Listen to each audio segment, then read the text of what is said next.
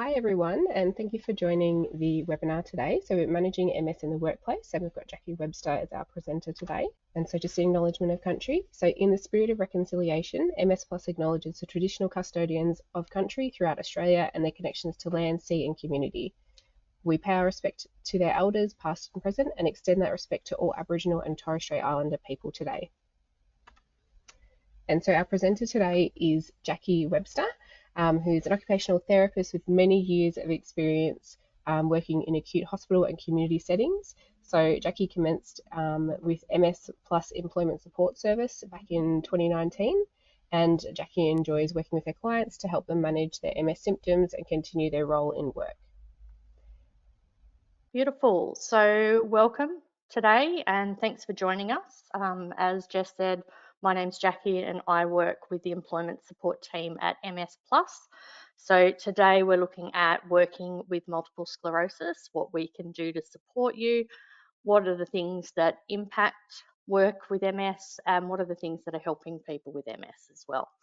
So I am going to go through a lot of information today, but I'm not going to spend a whole heap of time on symptoms. I am going to look at more about the information that people are looking for in terms of what supports are out there and strategies to help with those symptoms, and leave a fair bit of time for questions at the end of today's session too. So what we're going to look at is what is actually supporting people with MS to maintain work at the moment. On the flip side, what's hindering employment for people. Looking at what our MS Plus Employment Support Program is all about, the main MS symptoms that we find with our clients that are impacting work, strategies on what's worked to help manage those symptoms, a little bit about equipment and what job access is if you've not heard of that before, returning to the office after the COVID shutdowns. That seems to be a big question on for everyone that we are working with at the moment. Information about disclosure and looking at entitlements and benefits that you may be able to access. So what are we finding that is actually helping people with multiple sclerosis stay in the workforce at the moment? Well, there's clearly much more availability of effective disease modifying therapies that are helping people manage symptoms much better. There is a lot more active support from employers, which is really fantastic, but not in every workplace, of course. There is now a greater range of flexible working arrangements, which has come about from the COVID pandemic, where people and employers are more likely to allow people to work from home, which creates a better environment for people to manage their MS symptoms. And there's a lot more effective symptom management. So support from a whole range of different clinicians, lots of self-management strategies and medications that are available at the moment too. So on the flip side, what's actually stopping people with MS from actually maintaining or gaining employment? So there's lots of environmental limitations. So if you're required to use a mobility aid of some description, getting into a workplace might be the issue. Managing symptoms to be able to work. A lot of our clients find that fatigue impacts their productivity at work, so therefore they're not able to maintain the number of hours that they're used to working. Sometimes there's not an availability of flexible roles. So looking at those 9 to 5 jobs in the office, expecting people to be at work in the CBD or wherever it might be, and that impacts people taking on those roles when they are struggling to manage their MS symptoms. And the other thing is trying to manage sick leave or time out for when MS does flare, when your symptoms are increased, or if you are going through a relapse. The other time, trying to fit sick leave or time off work is trying to fit in around your disease modifying therapy. So if you're having infusions once a month, how does that work with your employer? How does that work with your sick leave or your entitlements as well? So if we look at the employment support service that we provide through MS Plus, it's a government funded program that's run under the DES umbrella, so Disability Employment Services umbrella, which is a Services Australia program. So it's government funded, there's no cost to you. With our service, we our clinicians and our consultants are all allied health therapists. So we've got occupational therapists, physios, and an exercise physiologist as well. And we all have specialised knowledge about MS. So you're not talking to someone who's not aware of what MS is, what the symptoms are, and what are the strategies that you may need to help you continue work. We operate in New South Wales, ACT, Victoria, and Tasmania. And the whole purpose of our program is to keep people employed, keep you working, even though you're managing your MS, or to find employment for people as well. So when we look at the MS Plus Employment Support Service, there are two different streams of the service. So one stream that I work in at the moment is called Work Assist. So the Work Assist stream is there to support people in maintaining the job that they already have. So if you're working more than 8 hours a week, you're an Australian citizen and you're earning minimum wage, then you're eligible to come onto that program. The other program that we've got, the other stream, is called the Job Seeking stream, or Employment Assist stream. And that's for help to look for jobs that are suitable for you in terms of managing your MS as well. To be eligible for that particular stream, you need to be not working, again, an Australian citizen, but the two requirements are that you are either already registered with the NDIS or you're receiving some sort of income support from Centrelink. So how can we help? What we do is provide a lot of information and education, not just about MS, but about symptoms, about your entitlements with your employer, what you can access as reasonable workplace adjustments, and how you can manage your symptoms, you particularly. So our program is very individualized. There's no set requirements of we must do this in week 1 and this in week 2. It's really about what your needs are and how we can support you to maintain what you want to do with work. So we can look at modifications for the workplace, equipment. We can link you into other clinicians or therapies that might help you with managing your symptoms. We have been involved in a lot of employer conversations, so maybe educating the employer about MS or going to employer meetings to help advocate for what you're looking for. Lots of discussions around disclosure, and with our program, you do not have needed to disclose your MS to your employer to be eligible to come on board as well. So that's really important. The ESS program is not affiliated with NDIS. So for the Work Assist program, you don't need to be on NDIS to access it. With the job seeking stream, you do now need to be either NDIS registered or receiving an income through Centrelink.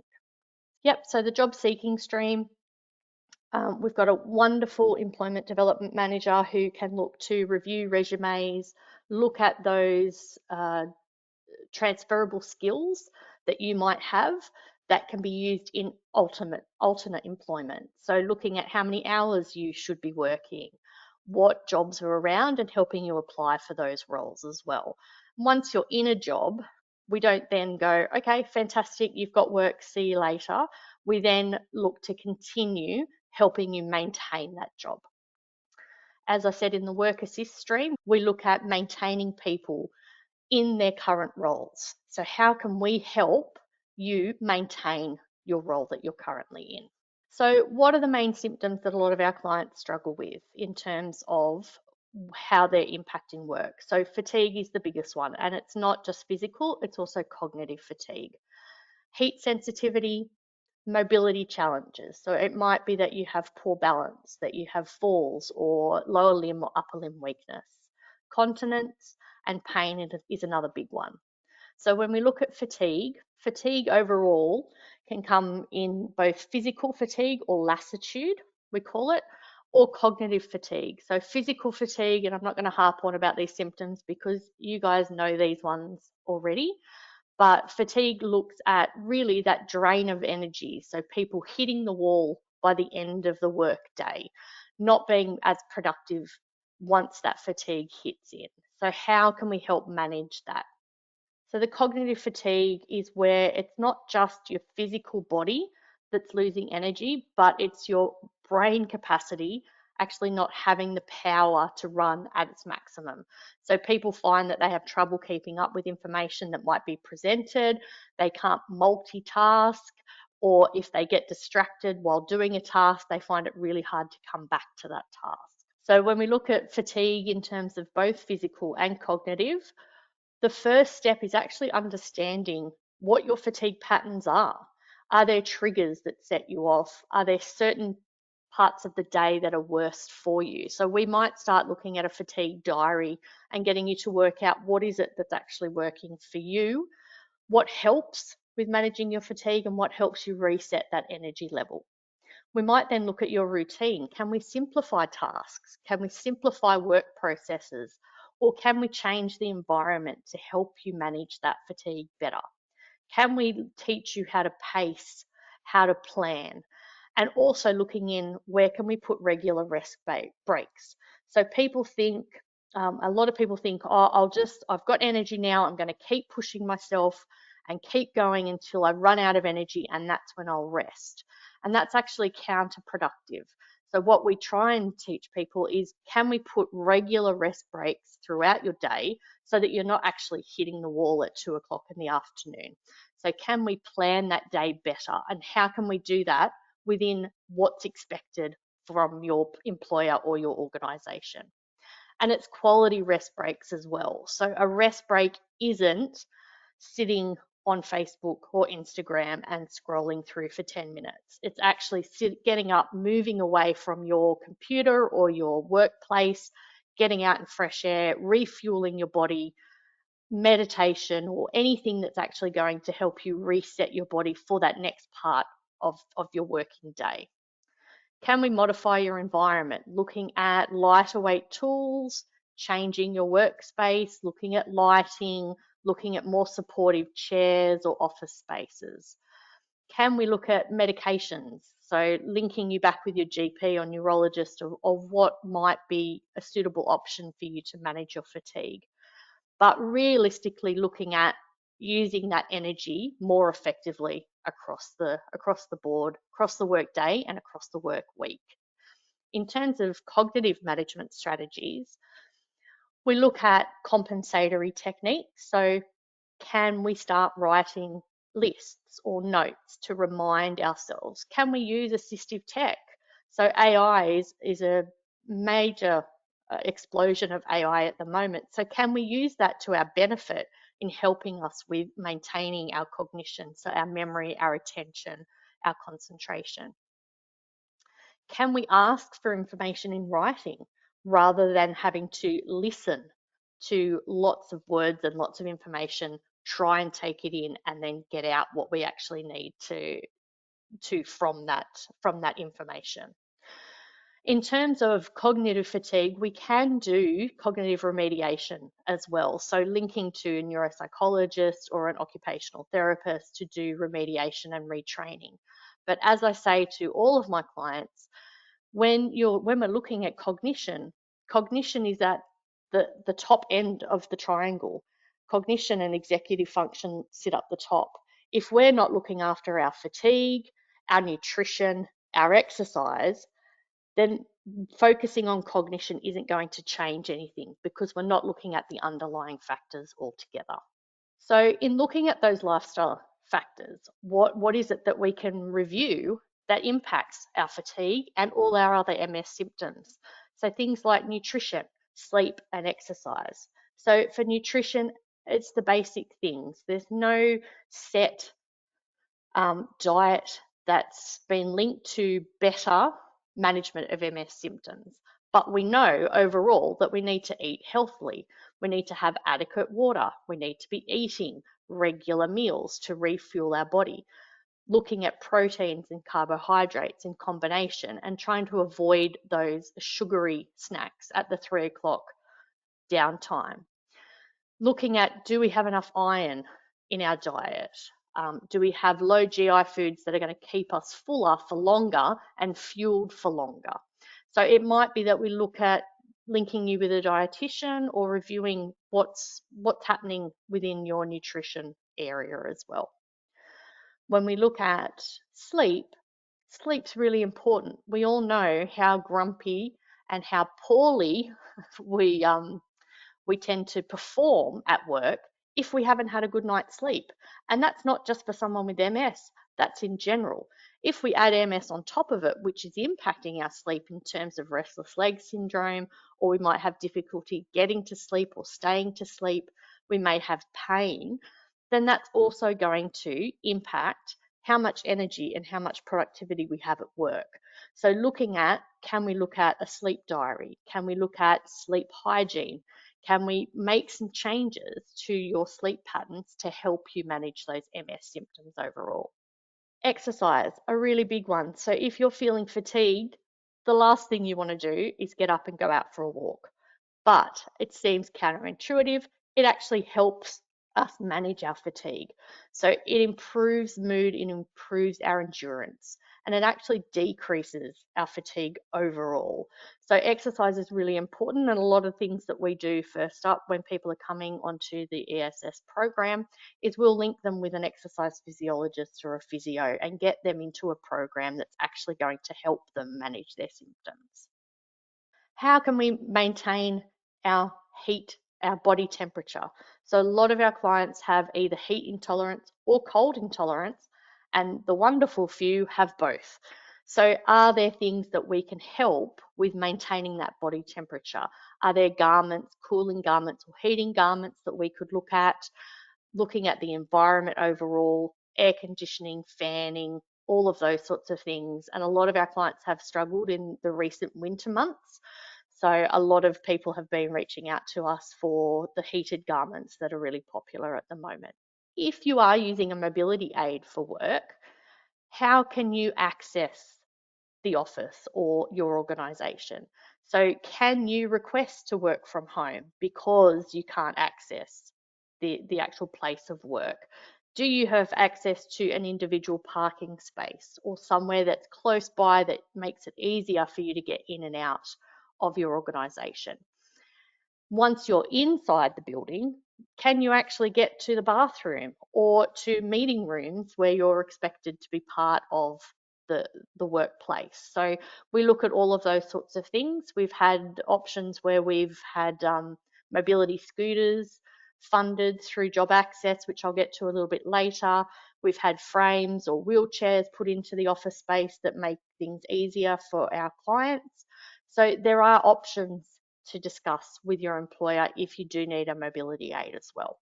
Lots of equipment examples that we've used with our clients. So height adjustable desks, for example, noise cancelling headsets or earplugs for sensitivity to noise as well. The heating garments you can see on there. And there's a lot of AI out now as well, like Dragon, naturally speaking, which helps people take voice to text. So a lot of my clients, instead of, they find typing really tiring. And so by the end of the day, they might not be able to type. So instead, they'll send emails using the Dragon naturally speaking program that's installed onto their computers. So when we're looking at equipment, who pays for that? Is it the employer's responsibility? Is it your responsibility as an employee?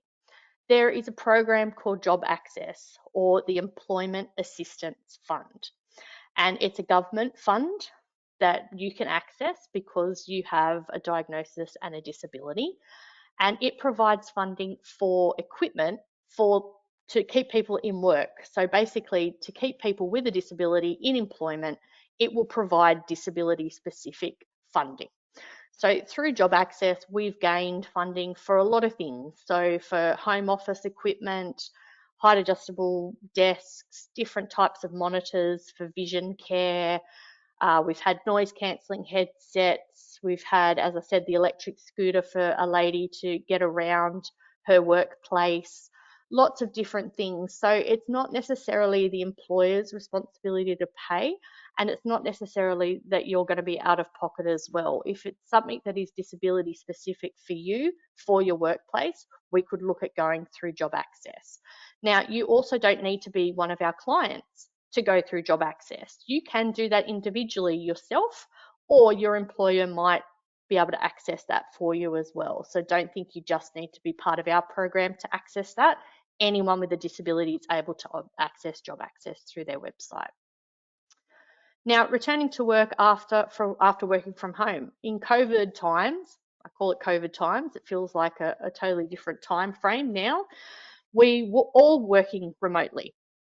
We all could prove that we could work remotely.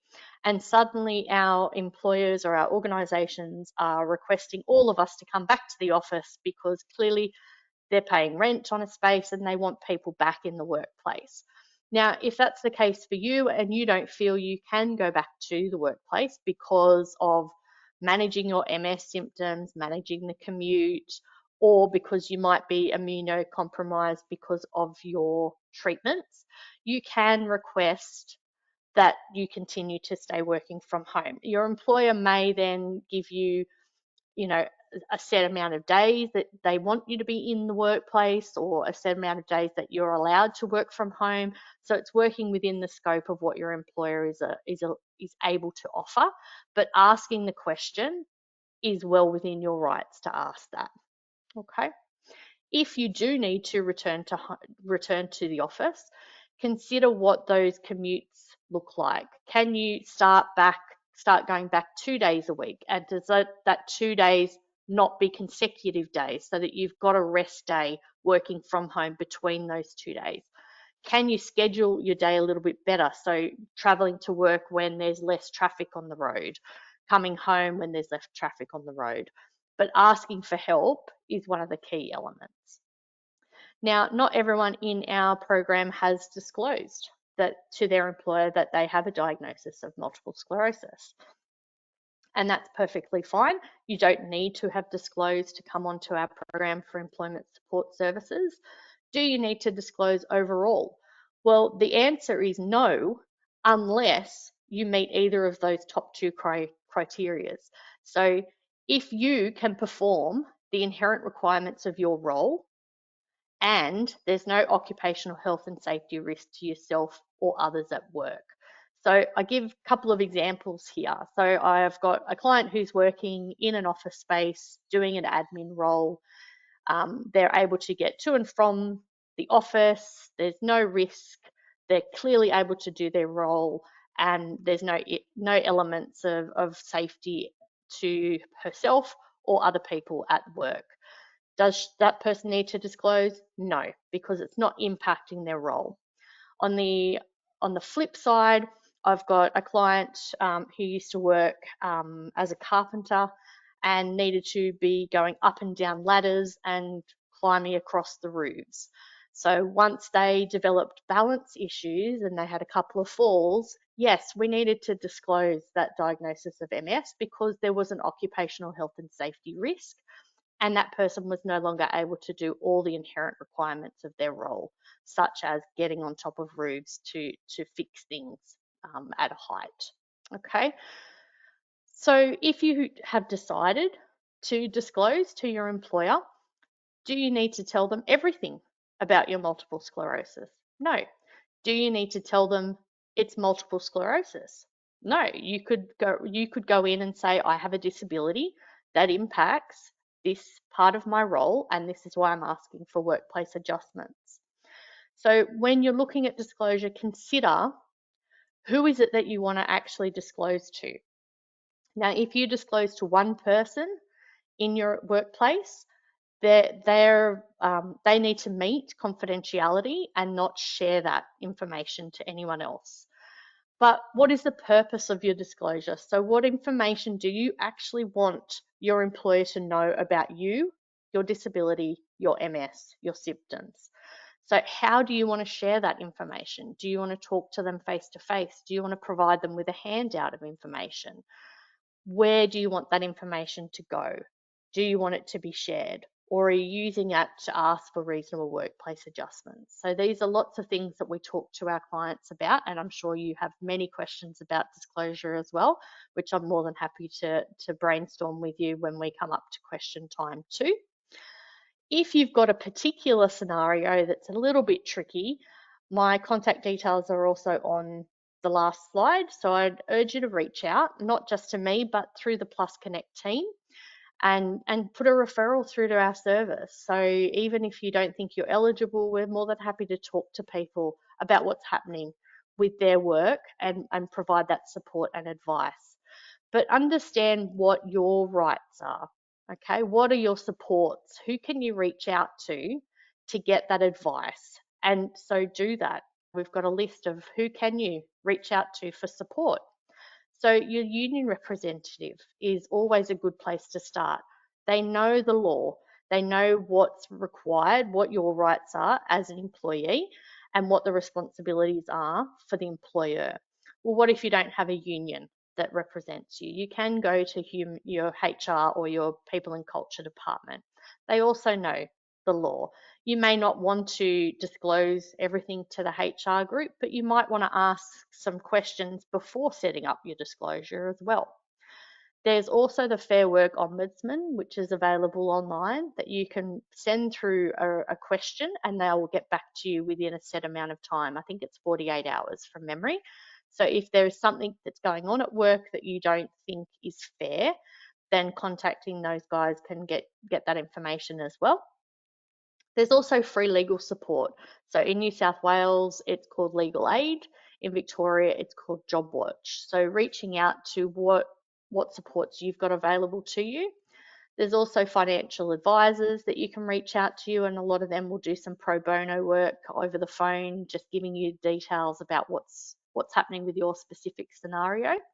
Or, as I said, you can call Plus Connect and ask them to put you through as a referral to our service, and we can give you a call and have that sort of chat with you as well. So there's lots of entitlements or benefits that you can access as well because MS is recognised as a disability. So if you don't already know, there's the mobility allowance, which is through Centrelink or Services Australia. I still call it Centrelink, apologies there, but through Services Australia, you can access the mobility allowance with your disability of MS. The benefit of having the mobility allowance, which is only a very small amount of money that comes into your account once a fortnight, the aim of that is to help you access transport if you're unable to drive or unable to catch public transport. The benefit of being on the mobility allowance is it automatically makes you eligible for a healthcare card, which can provide some low cost or discounts to a lot of different things. There's also the medical heating and cooling rebate, which is available online. So if you're needing to run an air conditioner to manage thermoregulation because of your MS, you can get a rebate on the cost that you're spending towards your electricity. There is the disability parking scheme. So if you haven't accessed that, I highly recommend it because it will help you find parking that is easier for you to access what you need to within the community. There's the GP mental health care plan. So if you're needing anything around psychology support, counselling support, you can get a mental health care plan which provides subsidies towards those services.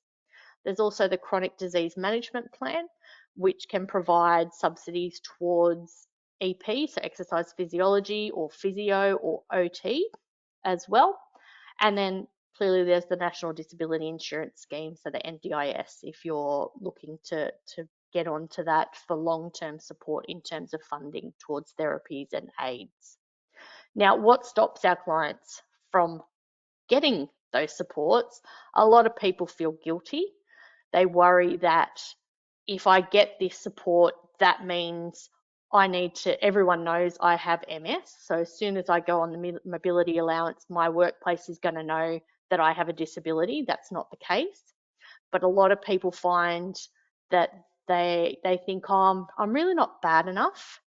My MS isn't bad enough for me to need those things. And I might be taking that money away from someone else. So what I usually say to my clients is consider your MS on your worst day. On that worst day, would you need the support? And if the answer is that yes, then apply for the support.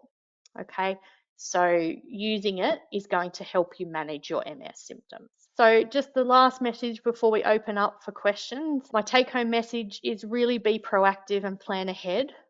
So don't think, oh, this isn't going to happen to me, because when it does happen, you'll be taken off guard. So make some plans. What is it that you want to do and achieve with your work? Make sure you're well informed before making decisions that might make changes at work. So the reason I say that is because when you're working full time and you might want to drop to part-time hours, that's going to impact your superannuation. It's going to impact your insurances, and it might impact financially where you sit down the track. So don't make any permanent changes without seeking advice first, is really the key. It's a free and voluntary service that we provide with our MS Plus Employment Support Service. So please reach out and make a referral and come through to us. Even if it's to ask a couple of questions, we're more than happy to talk you through that. And if we think that you'd benefit from our service, then we'll look at registering you and getting you on board. And that's what we're here for. Okay, so we're going to open for some questions. Thanks, Jacqui. One of the questions was around having difficulty with getting time off for doctor's appointments and sort of ways of using leave while meeting workplace rules. What would your advice be around that? So it really depends on whether you have disclosed or not your MS diagnosis. So a lot of people that we work with, if they're taking, say, a day a month to go off and have infusions or medical appointments, because let's face it, there's no medical appointments that happen after hours, are there? They always happen in the middle of the day, and they're whenever you get the appointment and you've just got to take them. So a lot of times I would encourage people to be talking to their direct manager or their direct report and saying, this is the reason I need to take this time off. How can we make this work? I can't keep taking a sick leave day. I'm going to run out of sick leave days. And what if I need those for if I was to have a flare up of symptoms or COVID or the flu, because that's always going around as well. So sometimes what we would look at is, could you work an extra half an hour per day to make up for that day as a day in lieu? Is that an option? Is there another type of leave that you can access through your workplace that you would be eligible for? So it's really an open discussion. It doesn't mean that you need to disclose that you have multiple sclerosis, but disclosing that you need to have medical treatment every month. How can I be supported to take that time that I need? Great, thanks, Jacqui. And now this question is someone who has disclosed their MS to their managers and feels that they're not too interested in that person's health and well-being and have been put on a performance improvement plan. And so how would you suggest someone sort of deal with that or get support with that? Yep. So a lot of workplaces don't understand multiple sclerosis. I don't think I understood multiple sclerosis until I started working in the program, and I had met people with MS, but I didn't know the ins and outs of it. And that's probably where your employer also sits. So what I would start considering is looking at some education to that employer or to your manager directly about what MS is, and that's something we can support you with, or you can go and find details about your MS. Another thing we've done with clients is we've created a personal profile for that individual about what their MS is, what symptoms impact them, and how others can actually help them to be productive at work. And that's gone down really well. That was like a one-page profile that they were happy to share with their immediate team members so that they knew what was going on in terms of the symptoms that they were trying to manage. And I think a lot of the not problems, but a lot of the issues that we find is that it's the invisible symptoms that employers and other staff don't understand because they can't see them. So if you were coming to work with a broken arm, automatically someone would see how they could physically help you.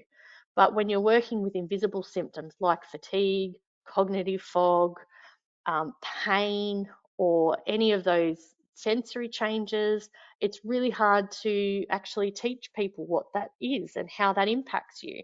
So the more education we can provide, the better. If you're concerned about being on a performance plan or you're wanting someone to come in and provide that advocacy for you, then reach out to our service and we would hope to get you on board to be able to support you with that too.